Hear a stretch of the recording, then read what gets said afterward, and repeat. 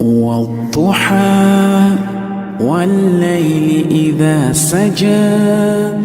ما ودعك ربك وما قلى وللآخرة خير لك من الأولى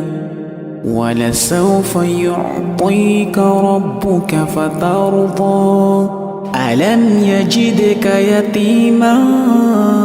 فآوى ووجدك ضالا